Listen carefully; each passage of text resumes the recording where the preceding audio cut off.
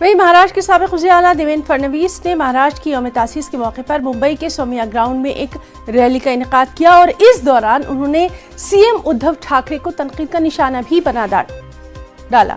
फडणवीस ने कहा कि आप महाराष्ट्र नहीं हैं, आप हिंदुत्व नहीं हैं। रैली से खिताब करते हुए फडणवीस ने कहा कि जब बाबरी मस्जिद ढाई गई थी तो मैं अयोध्या में था। उन्होंने कहा कि मैं 18 दिन तक जेल में था, लेकिन अयोध्या में शिवसेना का तब कोई लीडर नहीं था। देवेंद्र फडणवीस ने राणा जोड़े का भी जिक्र किया और कहा कि राणा जोड़े हनुमान चालीसा को पढ़ना चाहते थे, वो जेल में क्यों हैं।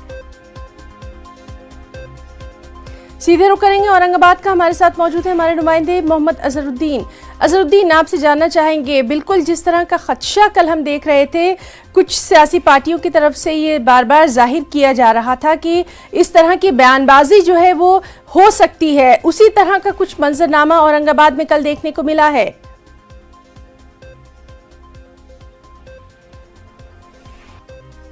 अजहर, आपको हमारी आवाज आ रही है?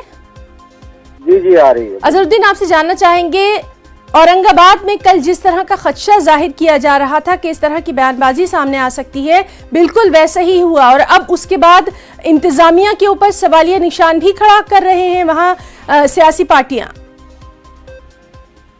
जी देखिए, ये पहले से ही खदशा जाहिर किया जा रहा था और जो खदशा जाहिर किया जा रहा था बिल्कुल वो हकीकत में बदल गया।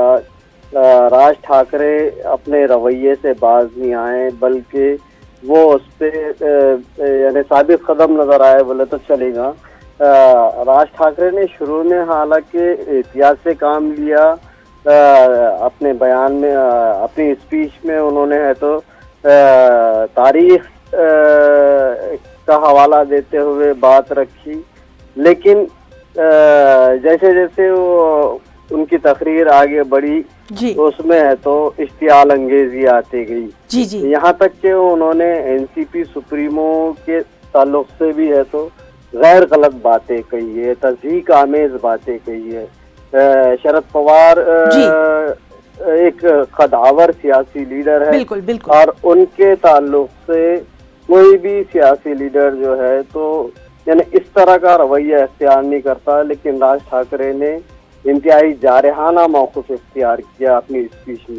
अजहरुद्दीन, आपसे जानना चाहेंगे, चूंकि आप वहां पर मौजूद थे और आप बता रहे हैं कि राज ठाकरे ने एक जारहाना मौक़िफ़ जो है वो इख्तियार किया था, ये उनकी जो सियासी पारी है उसको शुरुआत करने के लिए कहीं ना कहीं औरंगाबाद का जो चुनाव है वो किया गया, वहां से बड़ी रैली का चुनाव, क्या कुछ आपको लगता है सियासी तौर पर? देखिए, सियासी गलियारों में ये यानी तबसरे किए जा रहे हैं। खुद एमपी इम्तियाज जलील ने भी इस बात का यानी इशारा दिया है कि राज ठाकरे की सियासी जमीन खिसकती जा रही थी और यानी उनको अपना सियासी वजूद जो है तो बरकरार रखना है। इसीलिए कल तक जो वजीर आजम मोदी और वजीर दाखिला पर तनकीद करते थे, पिछले कुछ अरसे में अचानक उनके रवैये में तब्दीली आई है और अब वो है तो यानी बीजेपी के हमनवा के तौर पर सामने आए हैं। जी। एमपी इम्तियाज जलील ने तो साफ इल्जाम लगाया है कि ये बीजेपी के इशारे पे काम कर रहे हैं। तो बहरहाल अब इस रैली के बाद क्या कुछ सियासी माहौल गर्माता है महाराष्ट्र में, उस पर भी लगातार नजर बनी रहेगी। अजहरुद्दीन, बहुत बहुत शुक्रिया आपका तमाम तर तफसीलात के लिए।